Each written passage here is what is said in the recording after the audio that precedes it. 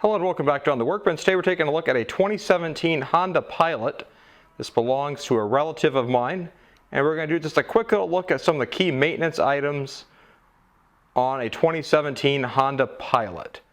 So starting at the front of the car, if you press the hood release on the inside, we're going to latch. There's going to be a hood latch right here in the middle. I'm going to be lifting that by just lifting that lever over and releasing it. You can see there's the lever right there, and then right in front is the hood prop. So this does require a hood prop. There's just a single hood prop. Make sure you get the hood prop in securely.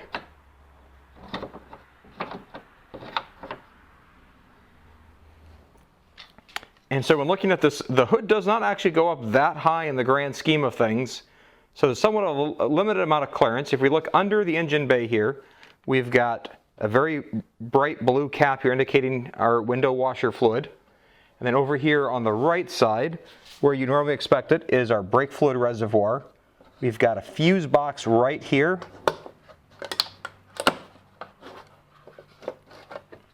That we can get to some key fuses.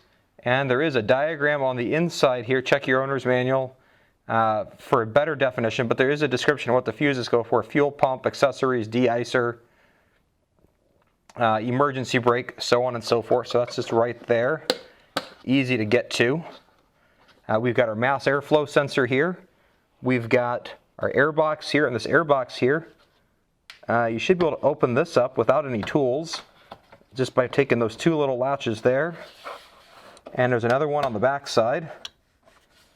And then you can use that to lift off and check your air filter just like that. No tools required. Always love that. That's always a great feature. No one likes having to get out extra tools, because that's one of those items that if you take this into a service shop, they're going to try to charge you an arm and a leg for something as basic as an air filter. And replace it. Make sure you get it in, and be wary of the clips on all sides here. Just make sure you get it all sealed up. And then you're good to go. So we got our air filter, we've got a set of fuses, we got our brake fluid reservoir. It's easy to inspect. Over here on the left side, we've got a couple easy access ports here to be able to check the pressure on our cooling system, and the caps are even labeled with an H and an L. Nice touch there by Honda. Put on the light, see if this will help you see that any better. H and L on those caps. So that's another great feature here. Anti-lock brake cylinder here on top.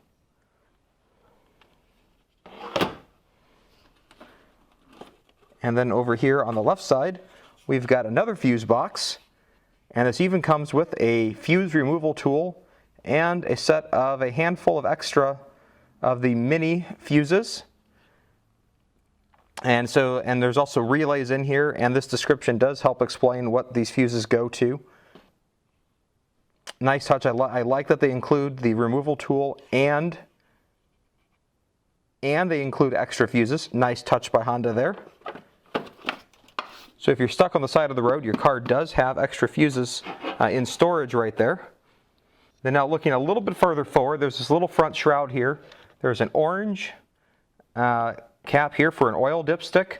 And then over here, there's an oil cap. This uses SAE 0W20 oil. It even says it very clearly on the fill cap. So that's nice. And then we've got this engine cover that actually removes very easily. So to remove the engine cover, no tools required again. Nice touch by Honda. Just lift it up like that and take it out of the way. And then now you've got access to the top of your engine here.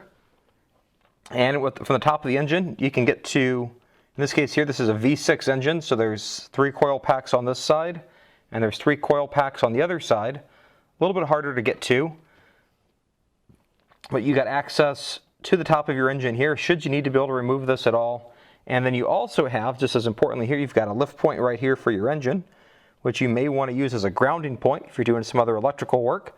Always useful to know where certain grounding points are. We also have an oxygen sensor here. Right, you probably can't see it here.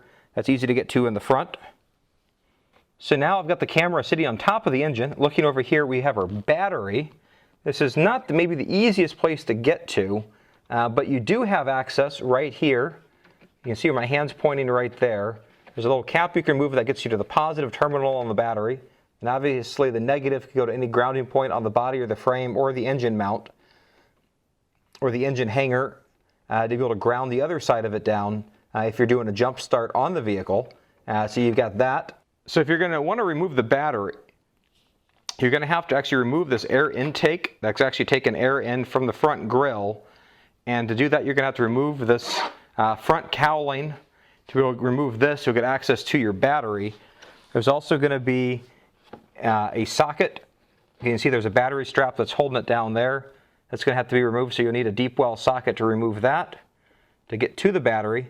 It's a little frustrating that the battery is kind of tucked away like that to get to, and you have to be able to properly pry out these little clips here that are actually molded into the shroud. I'm not a big fan of that. I wish that was a separate part, but you can clearly see where they are. There's stick a trim tool under there to be able to pop that out. So looking right here is our window washer fill point, and if we look down right here, there's a white bottle. This is going to be our coolant overflow reservoir. If we need to check hot and low points to make sure we got enough coolant, that's our overflow bottle there. Because the radiator is not going to be easy to get to, but there is a screw off lid here on top that you can get to if you need to be able to top off your coolant and check that. Always be careful when working with coolant, but that's right there and easy to get to once you remove the engine shroud. When it's time to replace the engine shroud, there are 4 little knobs that this connects to. There's one right here, right here, right here, and one right there that have to line up. It's a little bit tricky trying to get it all to line up right. So something to pay attention to in the bottom of your engine cover, on these 4 mounting points, there's a little rubber bushing that goes into the support.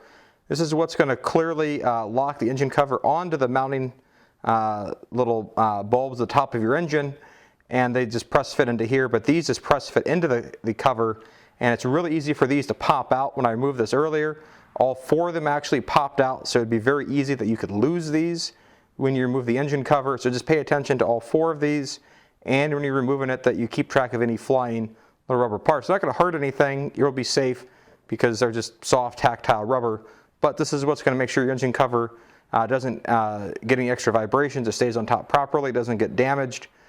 See these little rubber bushings here.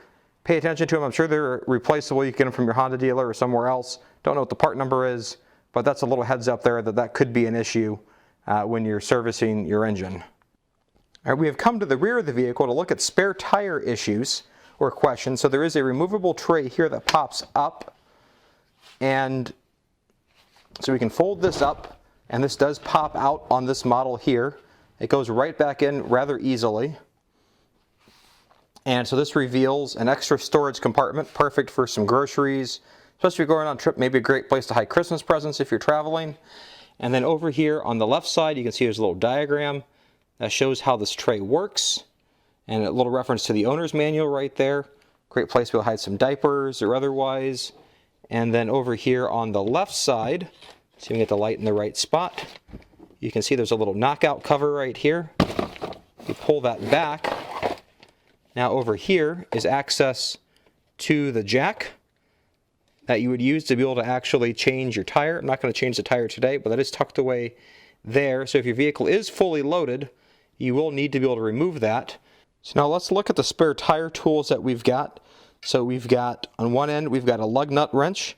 Now the other pieces you got to pay attention to is this vehicle does have wheel locks, so you need to know where your wheel lock key is. It might be in your glove box, it might be elsewhere, but important to pay attention to. Then we've also got this hook, and then this hook can go right in here. So then you got some extra leverage here to be able to drop this down. So in the back here, there is a square receiver here. Looks like about 3/8 of an inch. And this end here, we've got our 6-point hex for the wheel. And this as a bolster can go in on either side. So if you're using the small end here, you've got this to help you rotate this to lift it or otherwise adjust it when working with the small end of the tool.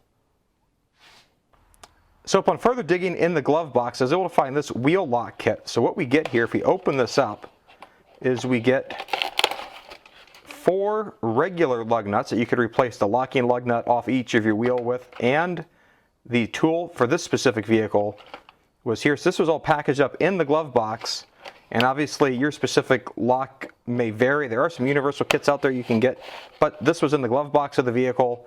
And so if you're going to change your tire, or even to put on a spare, you're going to need to get this specific socket out and use that. Let's take a look again at the connection on the rear. And so this looks like it'd be the same size as your lug nut, so that your rest of your wrench should work just fine on your spare tire tools. So now to lower the spare tire, if we move the debris back here in the same little cover here, there's another little black cap here. You can see there's a little slot there, so if you take a house key or a car key or one of those tools, we should just be able to pop this up just like that. And so then after removing the cover with the key, just take your finger and pull this out. You're not going to damage it here. This is just a rubber grommet here, so it's kind of dusty. And then there's what looks to be a 3/8" square. And so you're going to use that, the one end of the tool I just showed you, to be able to use this to be able to rotate it, to be able to drop your tire. Then you can take the tire you put off, put it back on there underneath the car, and replace it, to be able to store it back there, and obviously get it serviced as quickly as possible. But you can remove that just with your bare hands. Some of the older pilots, I believe that was a 5-point pentagonal connection. So it's nice to see on the 17 that's actually a square. Looks like it's about 3/8. Snap that on, and then snap that back down like that. And then you're back in business. So that's your spare tire. Also back here of note, there is a power outlet. So if you had an inflator, you could just power that off this 12-volt outlet here from the rear of the vehicle to be able to pull around to be able to inflate your tires. And so that's it when looking at the maintenance, just basic maintenance items on the car.